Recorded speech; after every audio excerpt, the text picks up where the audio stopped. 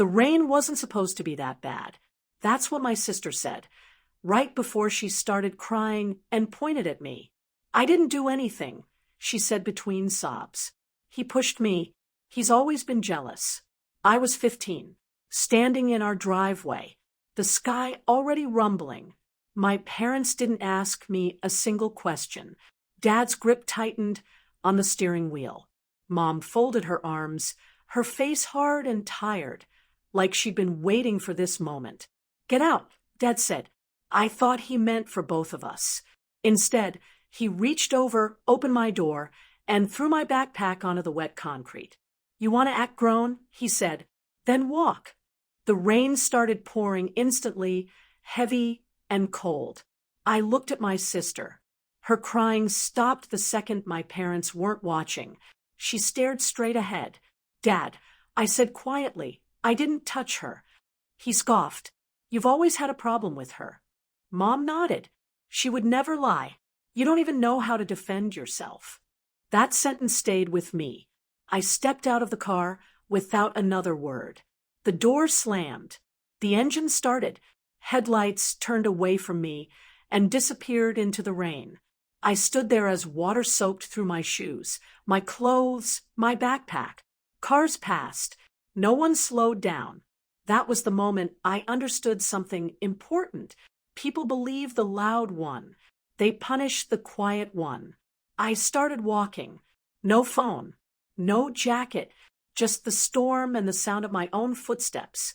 By the time I reached the old service road, near the highway, my hands were numb. I sat under a broken sign, hugging my knees, breathing slowly, refusing to cry. Crying wouldn't change anything. Headlights appeared again, slowing this time. A truck pulled over. The window rolled down, and a calm voice said, "Kid, you shouldn't be out here in weather like this." I didn't answer. I just stood there, dripping wet. That night, my parents thought they had taught me a lesson.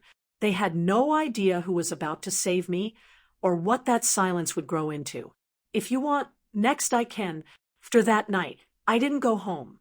The man in the truck didn't ask many questions. He handed me a dry jacket, drove me to a small apartment over a hardware store, and called someone I had almost forgotten existed, my uncle, my dad's older brother, the one who stopped showing up to family dinners years ago. Uncle Ray didn't shout when he saw me. He didn't call my parents immediately either. He just looked at my soaked clothes, my shaking hands, and said calmly, "You can stay here." That was it. No lectures. No accusations. No, what did you do this time? I learned later that silence can feel like safety when you've lived in noise. Life changed quietly after that. I switched schools. I took the bus.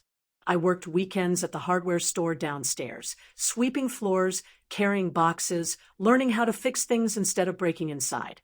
Uncle Ray never pushed. He just expected consistency. Show up, he'd say. That's enough. At home, my parents told people I was difficult, that I'd run away, that I needed to learn consequences. My sister told anyone who would listen that she was scared of me. People nodded. People always nod at tears. I didn't correct anyone. While they talked, I learned. I learned how money worked, how patience worked, how being underestimated was a kind of freedom. No one watched closely when they thought you didn't matter. Years passed.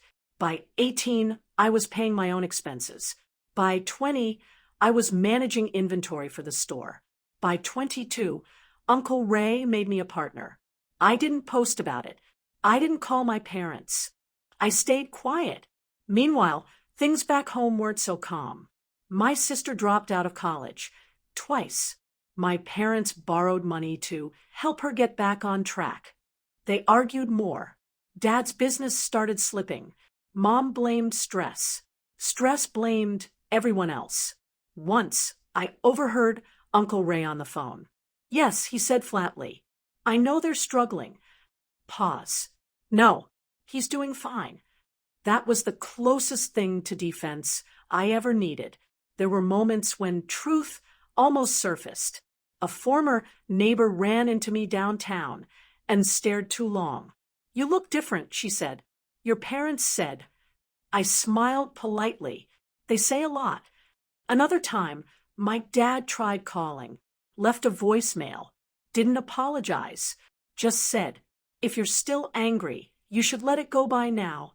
I deleted it without replying, not because I was angry, because I was busy building something that didn't need their approval to exist. The funny thing about silence is this: people assume nothing is happening. They were still explaining my absence with excuses and stories. I was already standing somewhere they couldn't see yet. And soon, whether I spoke or not, the truth was going to walk into the room on its own.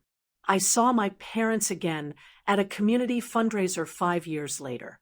Uncle Ray had been invited to sponsor part of the event. He asked me to come along, said it would be useful. He didn't explain more than that. The hall was crowded, familiar faces, old neighbors. Then I saw them. My mom looked thinner, tired. My dad stood near the refreshment table, pretending to laugh, his confidence worn down at the edges. My sister wasn't there. Uncle Ray greeted a few organizers, then turned to one of them and said calmly, "This is my partner. He handles operations." The man shook my hand. "We couldn't have done this without you." That's when my dad looked up. It took a second. Then recognition hit him like a wave. His smile froze. His hands started to shake as he set his cup down. "Is that?" he whispered to my mom. She stared at me, confused, then pale. Later, my dad approached, slowly, carefully, like someone walking toward thin ice. "I didn't know," he said. His voice was lower than I remembered. "We thought you were struggling."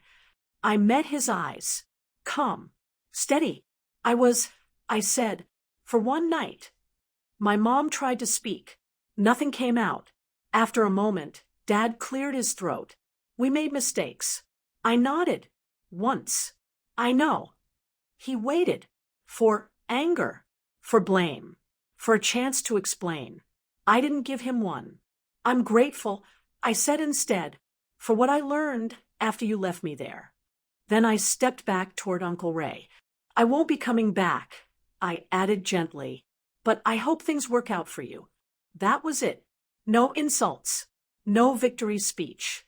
Just silence, where their authority used to be. As I walked away, I felt something settle inside me. They thought I was weak because I was quiet. They didn't know I was simply busy becoming strong. I didn't hear from them again for a long time. Not because they didn't try, but because silence finally stood between us, thick and undeniable. My mom sent a message once, long, emotional, full of if only, and we did our best. My dad left another voicemail, his voice steadier this time, like practice had helped. I didn't respond, not out of anger, out of clarity. Some doors aren't closed to punish people. They're closed to protect what you built. Uncle Ray never asked how I felt about that night anymore. He didn't need to. He'd seen the results: discipline instead of bitterness, boundaries instead of noise. As for my sister, I heard she still tells her version of the story. I let her. Truth doesn't need chasing. It arrives on its own, eventually. Sometimes I think about that 15-year-old